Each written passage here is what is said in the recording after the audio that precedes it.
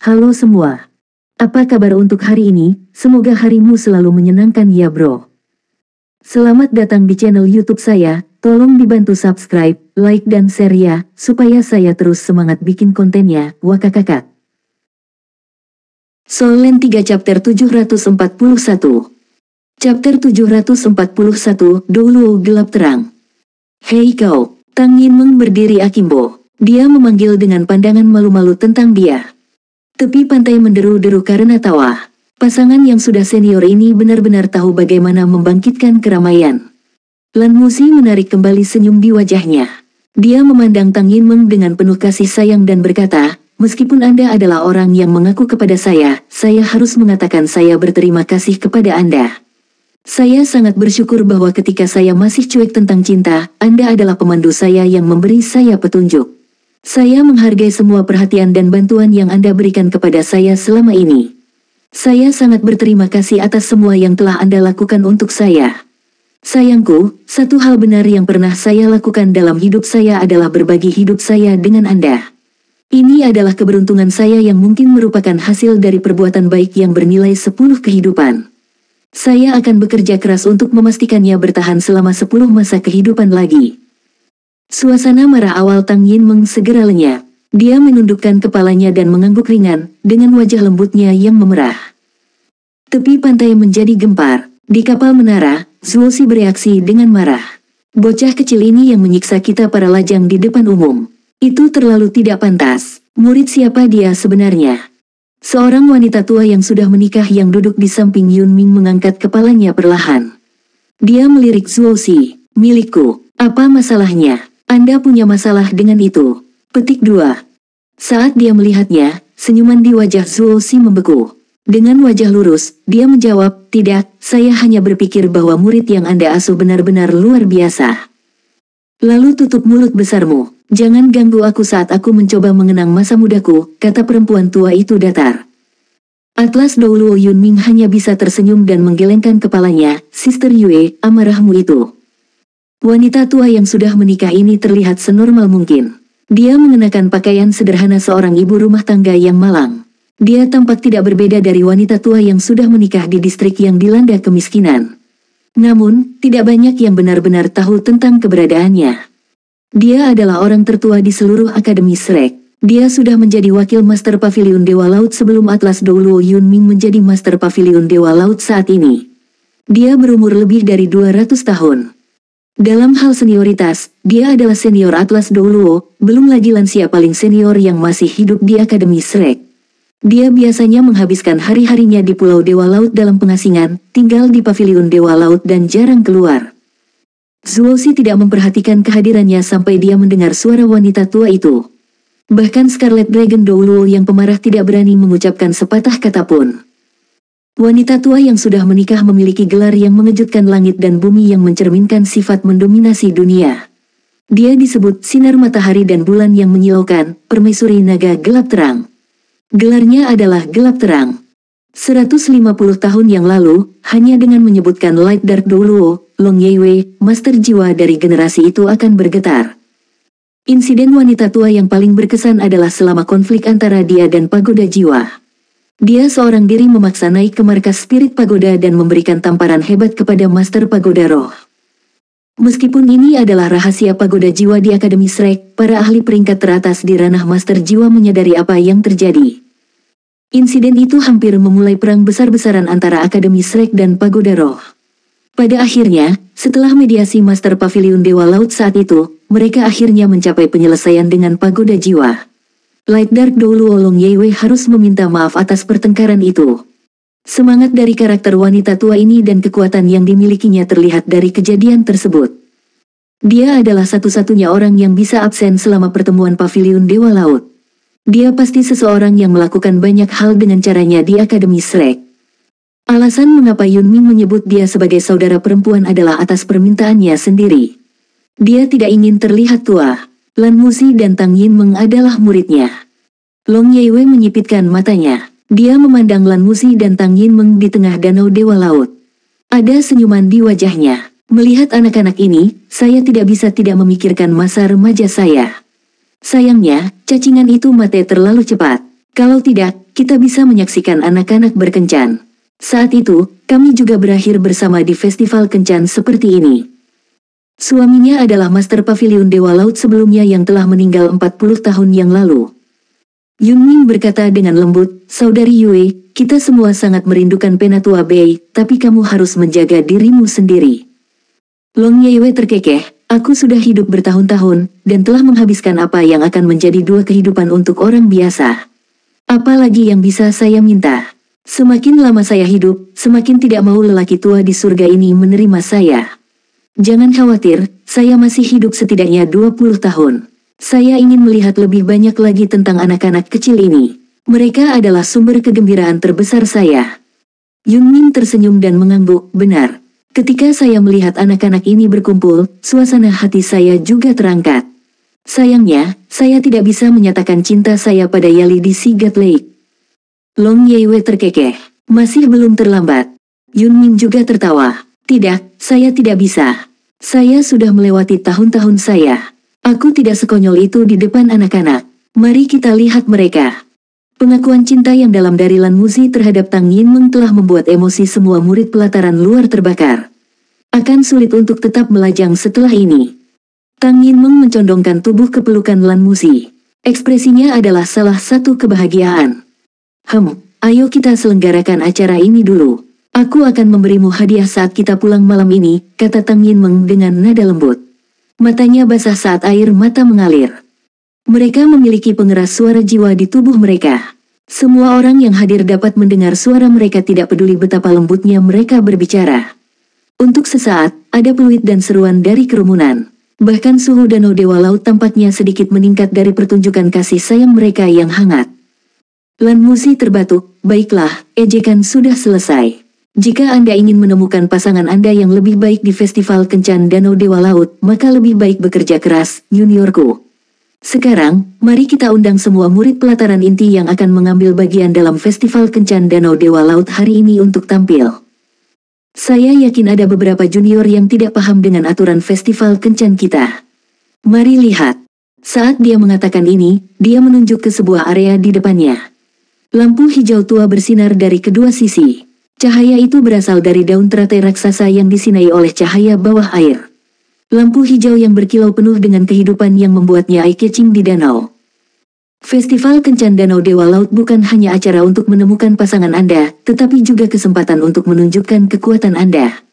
Oleh karena itu, sepanjang Festival Kencan, murid laki-laki dan perempuan akan berdiri di atas daun teratai di kedua sisi, yang berjarak 100 meter di depan saya. Jika Anda jatuh ke air selama persidangan, maka saya minta maaf, Anda tidak dapat terus berpartisipasi dalam Festival Kencan. Sebelum segmen pertama dimulai, kemampuan menempati posisi yang bagus adalah bukti terbaik dari kekuatan seseorang. Dengan itu, mari kita mulai dengan peserta yang masuk. Saya mengundang junior saya dari kedua sisi untuk mulai mengamankan tempat mereka.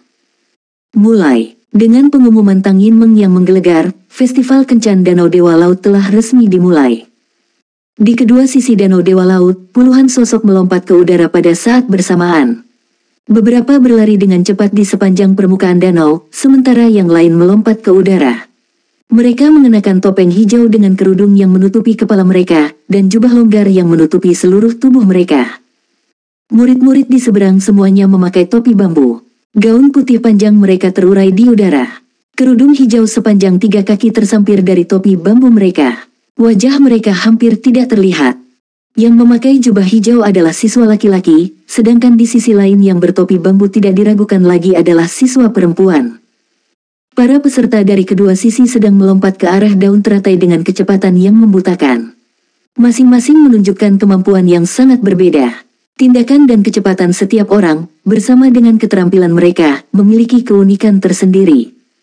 Mereka semua adalah siswa pelataran inti, dan mereka akrab satu sama lain. Karenanya, jika diamati dengan seksama, mereka bisa mendapatkan firasat tentang identitas masing-masing individu.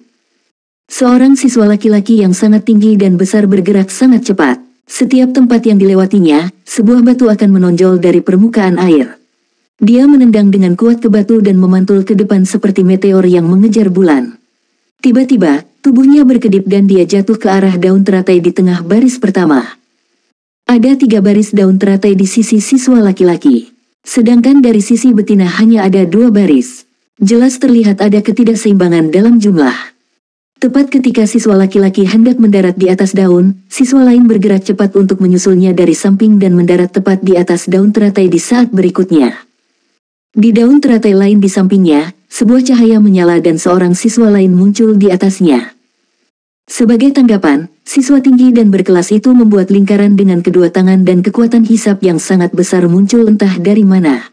Ada aturan yang harus mereka ikuti saat memperebutkan tempat. Kontak fisik tidak diperbolehkan, mereka juga tidak dapat menggunakan keterampilan jiwa mereka. Meski demikian, mereka masih bisa menggunakan kekuatan jiwa murni mereka. Soul Land 3 Chapter 742. Chapter 742, pertandingan dibuat di surga. Murid laki-laki yang berdiri di tengah baris pertama bersukaria dengan prestasinya sendiri ketika dia tiba-tiba merasakan kekuatan yang sangat besar bekerja pada tubuhnya. Dia dikirim terbang sebelum pria besar dan tinggi menempati tempat aslinya. Begitu saja, semua tempat perlahan terisi setelah serangkaian pertarungan sengit. Untuk beberapa saat, kelinci melompat dan rubah menerkam permukaan danau. Gelombang kekuatan jiwa yang kuat juga mengirimkan riak ke permukaan danau.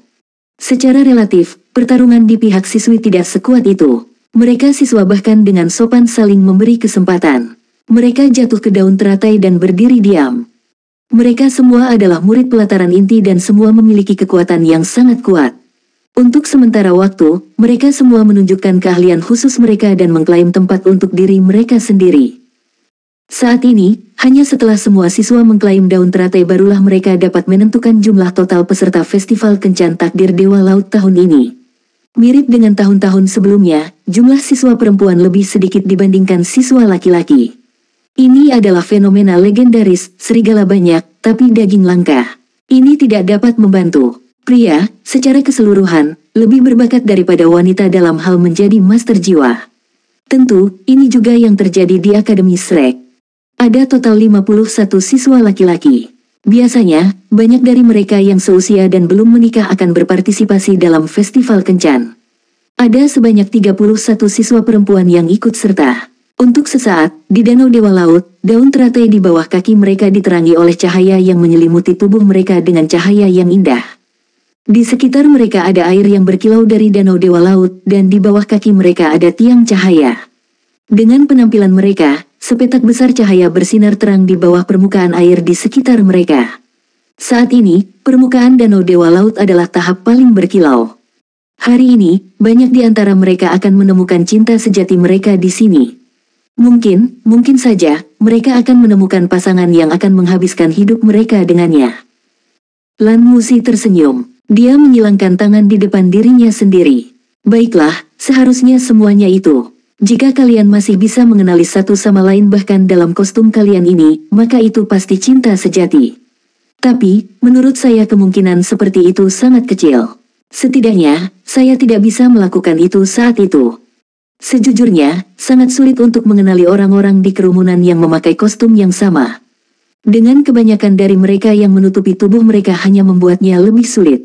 Mereka hanya bisa mencoba mengidentifikasi orang-orang sebelum mereka melangkah ke daun lotus masing-masing, tetapi pada saat itu, semua orang berjuang untuk mendapatkan tempat. Beberapa dari mereka akan tertarik untuk mengamati kejadian di sisi lain. Meskipun semua orang di sisi siswi mengenakan gaun panjang, kebanyakan dari mereka memiliki fitur seperti sylph. Selain perbedaan tinggi dan ukuran tubuh, hampir tidak mungkin untuk membedakan mereka satu sama lain. Selain itu, mereka juga ditutupi oleh topi bambu besar itu sehingga ciri-ciri pembeda tetap tidak terlihat. Lan Musi tersenyum. Sesuai tradisi Festival Kencan Takdir Dewa Laut, segmen pertama disebut Match Made in Heaven tapi meski namanya terdengar bagus, segmennya cukup sulit. 31 siswa perempuan akan berdiri dalam satu baris 100 meter dari Anda. Kemudian, masing-masing dari mereka akan mengenakan topi bambu dengan kerudung yang digantung sehingga Anda tidak dapat melihat wajah mereka. Sederhananya, bagi Anda para siswa laki-laki, kontes ini mengharuskan Anda untuk bekerja sama. 51 dari kalian bisa menyerang satu persatu dan menyerang murid perempuan dengan metode kalian sendiri. Anda bisa menyerang satu, atau banyak. Tujuan Anda adalah untuk melepaskan topi bambu dari kepala mereka. Jika Anda bahkan tidak bisa melihatnya, bagaimana Anda bisa memilih pacar Anda, bukan? Segmen ini juga merupakan waktu di mana Anda akan menampilkan setiap kelebihan Anda. Tidak diragukan lagi, semakin banyak topi bambu yang bisa dilepas, semakin kuat orang tersebut. Siswa perempuan tidak diperbolehkan untuk saling membantu dalam segmen ini, dan Anda tidak dapat menyerang siswa laki-laki. Anda hanya bisa secara pasif membela diri dan berusaha sebaik mungkin untuk tidak membiarkan topi bambu di kepala Anda lepas. Setelah murid perempuan dikirim ke air oleh serangan, dia juga akan tersingkir dari festival. Tapi, secara umum, di segmen ini, siswa laki-laki akan menahan diri dalam serangan mereka. Lagi pula, jika semua gadis sudah jatuh ke air, bagaimana kita bisa menemukan pasangan kita?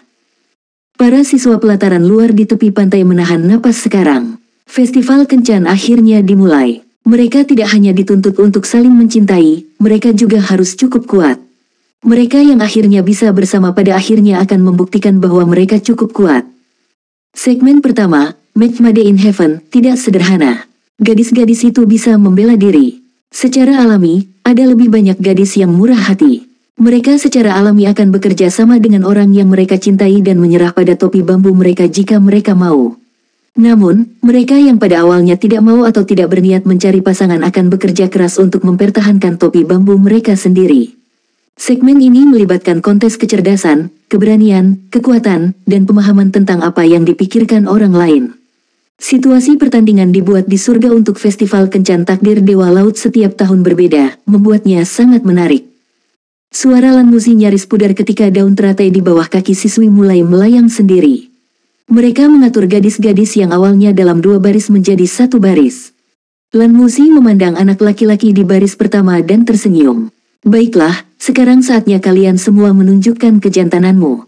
Saya akan memanggil Anda untuk menyerang dengan nomor Anda. Sebelum Anda bergerak, Anda memiliki opsi untuk melepas atau mempertahankan topeng Anda. Kemudian, lanjutkan dengan siswa perempuan.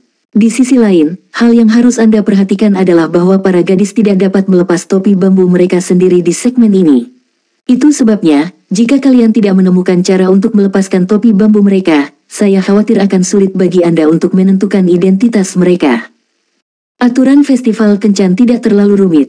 Sebagian besar siswa telah mempelajarinya sebelum mereka mengambil bagian dalam festival kencan. Secara alami, mereka datang dengan persiapan.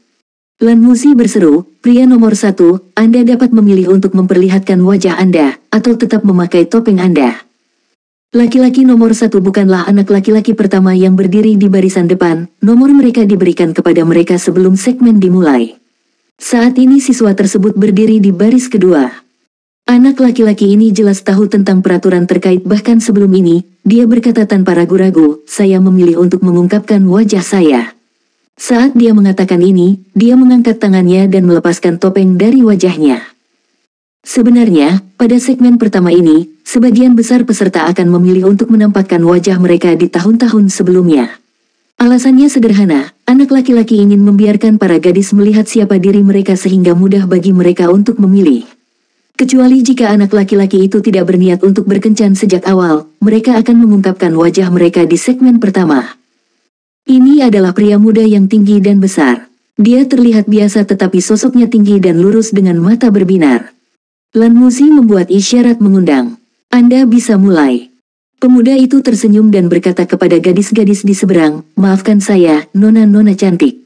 Saat dia mengatakan ini, dia mengetuk daun lotus dengan ujung jari kakinya melompat ke udara. Dia membuat lingkaran dengan tangan di depannya. Kemudian, dia tiba-tiba mendorong keluar. 5 cincin cahaya segera muncul dari tubuhnya, 2 kuning dan 3 ungu. Itu menunjukkan bahwa dia memiliki basis kultivasi dari Raja Jiwa. Sebenarnya, basis kultivasi 5 cincin pada dasarnya adalah peringkat dasar siswa pelataran dalam. Dari tampilan cincin jiwanya, dia jelas bukan salah satu yang luar biasa di pelataran dalam. Jika tidak demikian, dia tidak akan berada di baris kedua. Gumpalan angin hijau meledak di hadapannya sebelum dengan cepat berubah menjadi kumpulan cahaya hijau, bertiup ke arah danau Dewa Laut. Saat melintas, ombak yang mengepul seketika melonjak di permukaan danau yang langsung menuju ke sisi para gadis. Ombak ini tidak hanya akan menjatuhkan topi bambu mereka tetapi begitu air danau mengenai tubuh mereka, mereka akan langsung basah.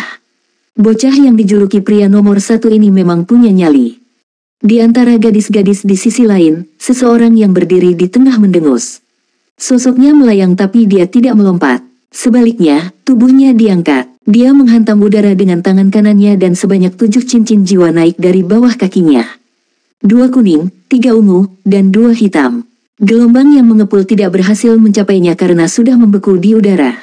Kemudian, pemandangan ajaib muncul. Cincin jiwa ketiga di tubuhnya bersinar saat dia menunjuk dengan jari telunjuk kanannya, menyebabkan air danau yang membeku di udara dengan cepat mengembun sebelum secara mengejutkan mengambil bentuk harimau ganas.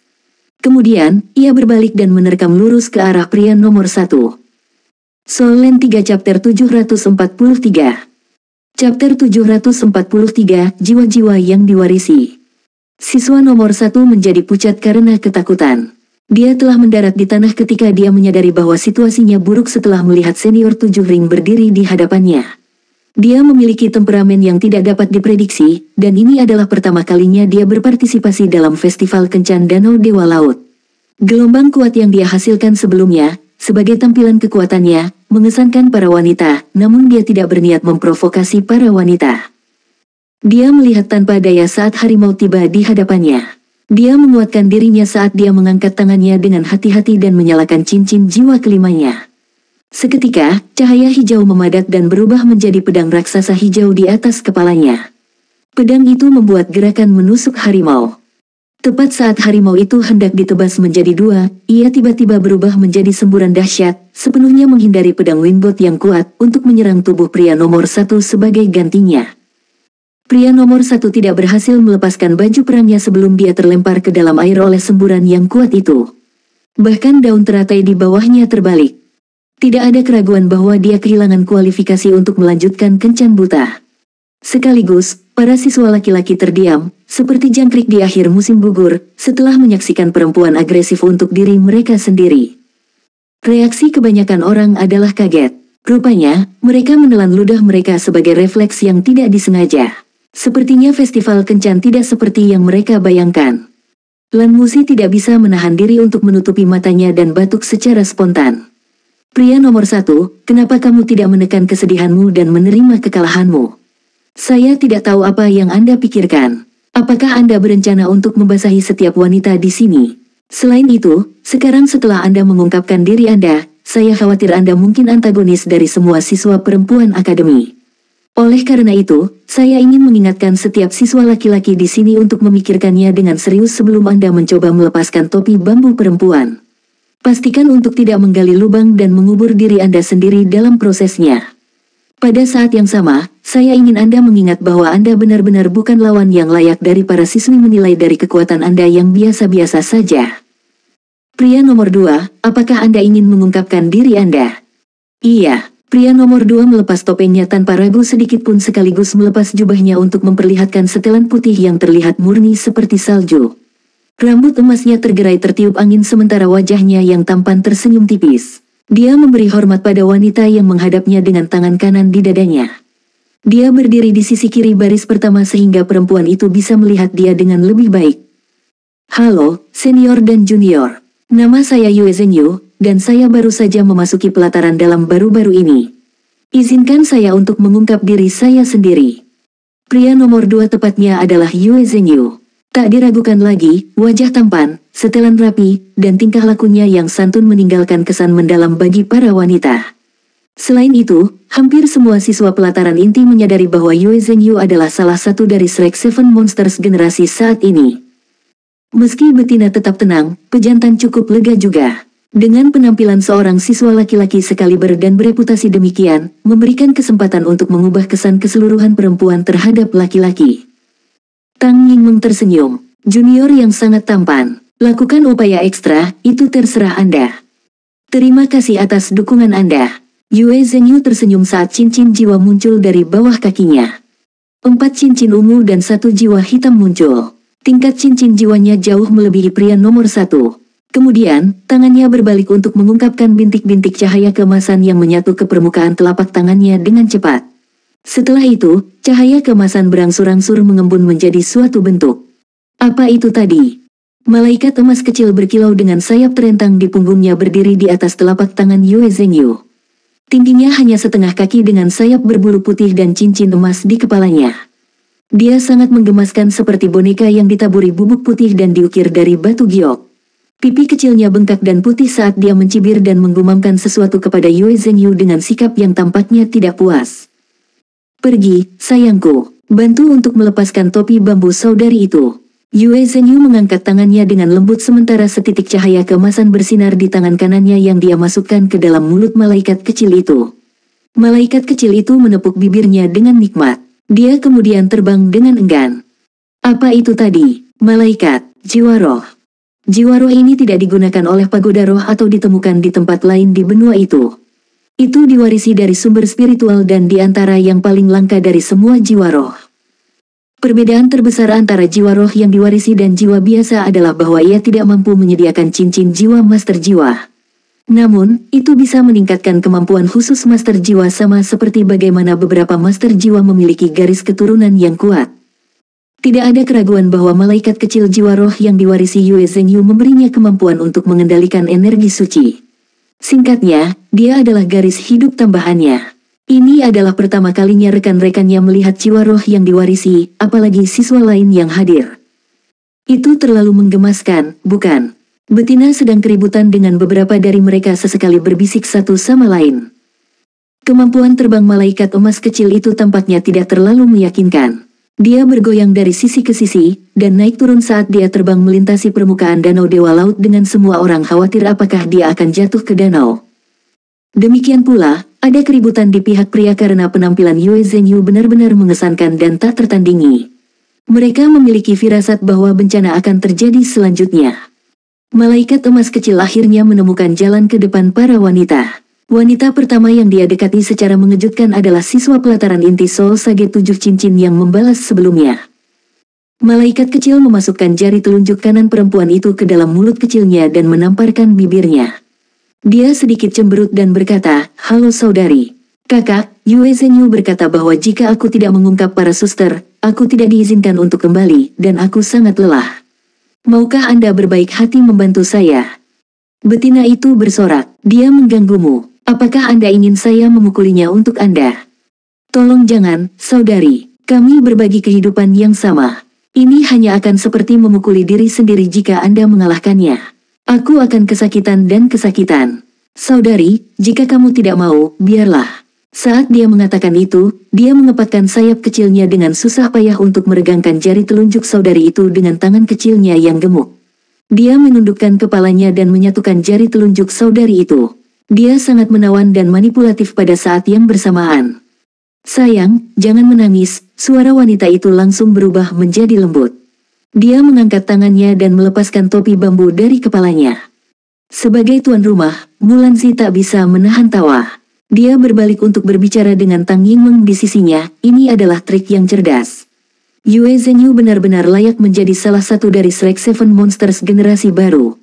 Dia berhasil menjalankan taktik persuasifnya dengan sempurna. Dia sangat kuat, namun, saya khawatir hal itu akan membuat stres bagi pria lain. Tang Yingmeng tertawa pelan. Saya benar-benar tidak menyangka Ding Xiaoling akan mengungkap dirinya dengan cara ini. Saya pikir tidak ada yang akan mengungkap dirinya, namun Yue Zhenyu berhasil melakukannya.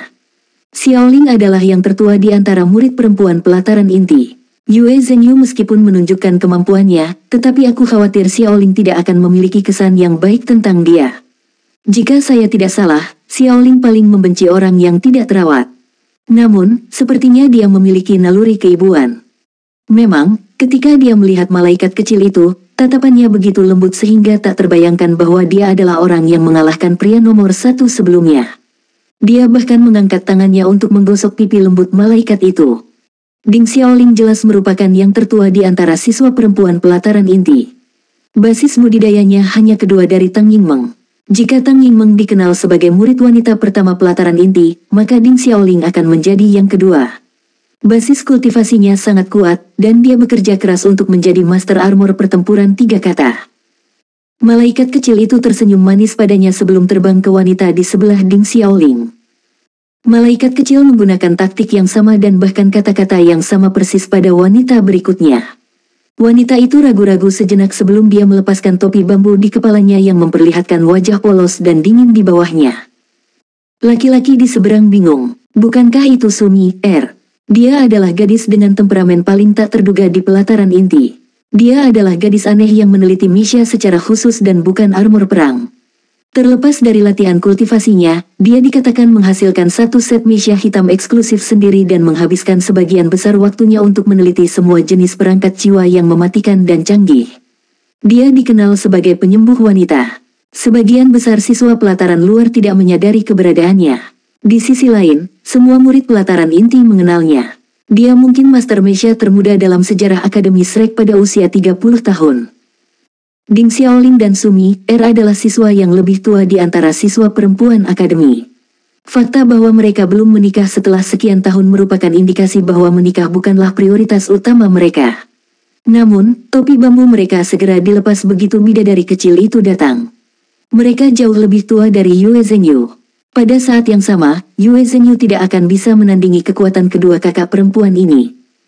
Laki-laki di seberang merasa terkejut dan diam-diam takut pada mereka. Mereka sekarang memahami Lan Musi ketika dia menyebutkan bagaimana perempuan umumnya lebih kuat daripada laki-laki. Soul Land 3 Chapter 744. Chapter 744 terungkap. Suemi mengangkat tangannya untuk membelai pipi malaikat kecil itu sementara malaikat kecil itu mengangguk penuh kasih padanya sebelum terbang ke wanita ketiga dalam barisan.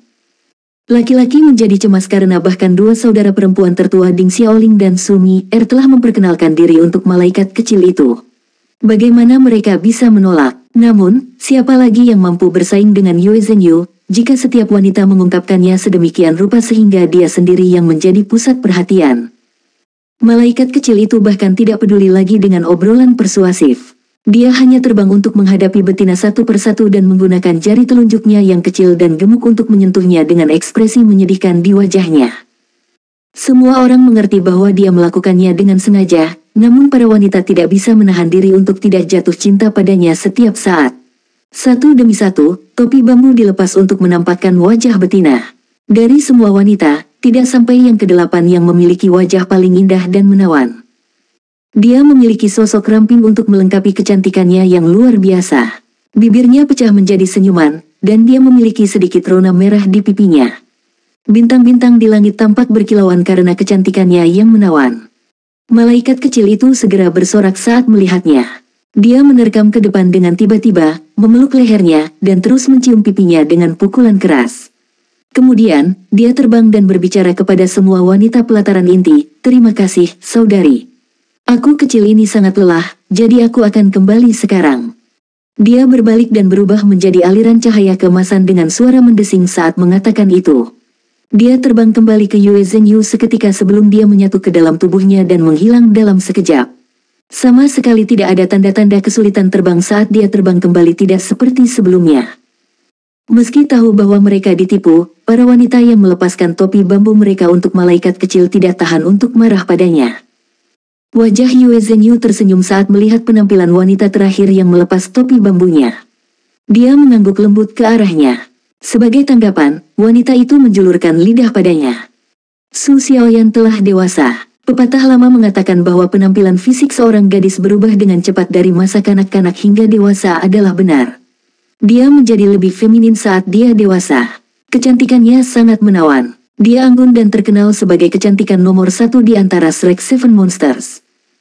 Tentu saja, Yuanen Yehui dalam transformasi malaikat jatuh tak kalah menarik dengan penampilan mereka. Namun, pemandangan Yuanen Yehui dalam jiwa bela diri Titan Giant AP benar-benar merusak citranya. Oleh karena itu, gelar kecantikan nomor satu jatuh ke tangan Su Xiaoyan. Lan Musi menghela nafas lega karena dia tidak bisa menahan tawa. Dia kemudian berkata, "Zhengyu, saya pikir Anda akan mengungkap semua topi bambu perempuan. Jika demikian, maka semua jantan dapat menghemat energinya.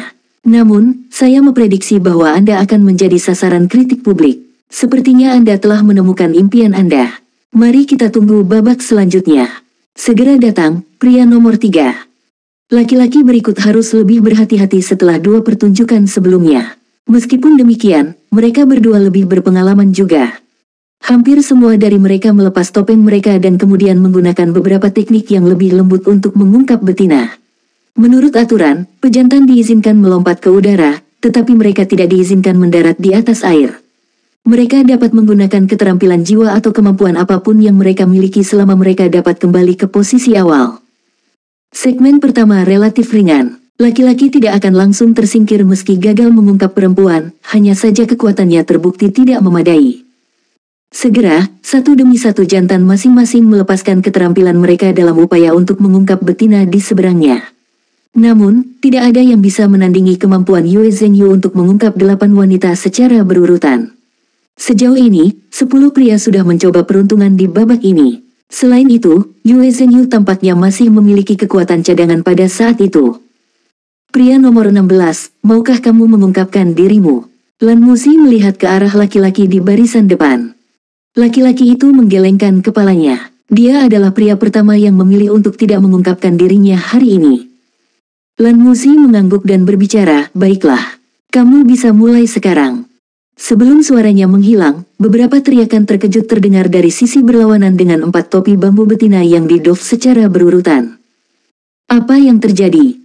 Segera setelah itu, Ding Xiaoling bergerak mengikuti teriakannya. Suasananya sepertinya telah mereda. Tangan kanannya memberi isyarat seolah-olah dia sedang mengetuk udara. Saat itu, semburan gaya tarik yang luar biasa muncul dari udara tipis. Sosok yang tidak jelas muncul setelah itu. Namun, sosok itu menghilang diam-diam di saat berikutnya. Pria nomor 16 di sisi berlawanan membuka kedok dirinya sambil melepaskan jubahnya secara bersamaan. Itu tidak lain adalah Xie Xie. Halo untuk semua wanita cantik di sini. Saya Xie Xie. Dia mengenakan setelan hitam dan bersama Yue Zhengyu sebelumnya. Penampilan dan kemampuannya hanya yang kedua setelah Yue Zhengyu di antara Shrek Seven Monsters. Terakhir, ada Su Lizhi. Tidak diragukan lagi, dia menggunakan kemampuan Shadow Clone-nya yang telah dia persiapkan sebelumnya. Namun, Xie Xie sedikit kecewa karena hanya 17 dari 31 perempuan yang melepaskan topi bambu mereka. Tetap saja, tidak ada tanda-tanda Yuanen Yehui. Tatapannya menyapu kerumunan dalam upaya untuk mencari Yuanen, namun tidak ada yang mendorongnya ke lokasi Yuanen. Tidak mungkin dia bisa membedakannya saat semua orang memakai topi bambu. Dia adalah orang kedua yang berhasil melepaskan 4 topi bambu yang hanya didahului oleh Yue Zhengyu. Saat ini, sebagian besar wanita yang diresmikan terlihat sangat cantik. 2 dari 4 wanita yang topi bambunya dilepas oleh Xie Xie adalah kenalannya. Salah satunya adalah teman sekelas sebelumnya Zheng Yiran dengan julukan Jade Snake, sedangkan yang lainnya adalah Helmu Siduo. Kedua wanita itu sangat cantik. Suasana di sisi laki-laki akibatnya menjadi lebih hangat atas penampilan perempuan cantik tersebut. Zheng Yiran menatap Xie Xie. Dia melambaikan tinjunya padanya sementara Wu Siduo sedikit mengerutkan kening. Topi bambunya seharusnya tidak mudah dilepas dengan level dasar kultivasinya. Dia, bagaimanapun, terganggu pada saat itu. Jika bukan karena peraturan paksa akademi bahwa para siswa seusia yang tanpa pendamping perlu berpartisipasi dalam festival kencan Danau Dewa Laut, Wu Siduo pasti akan melewatkan acara tersebut. Dia sama sekali tidak tertarik pada kencan. Mungkin, itu karena orang yang pantas untuknya tidak termasuk laki-laki di sisi yang berlawanan. Luo Guixing dan Su Yucheng sebelumnya telah muncul di sisi laki-laki. Beberapa siswa laki-laki dari kelas yang sama termasuk Yang Nianxia dan Su Lizhi yang belum muncul. Namun, mudah untuk mengidentifikasi Su Lizhi karena dia benar-benar gemuk. Bahkan jubah besar tidak bisa menyembunyikan seluruh tubuhnya. Dia berdiri di baris ketiga. Apa yang bisa dia lakukan ketika dia adalah master jiwa tipe makanan? Dia sangat berhati-hati dengan posturnya di atas daun teratai.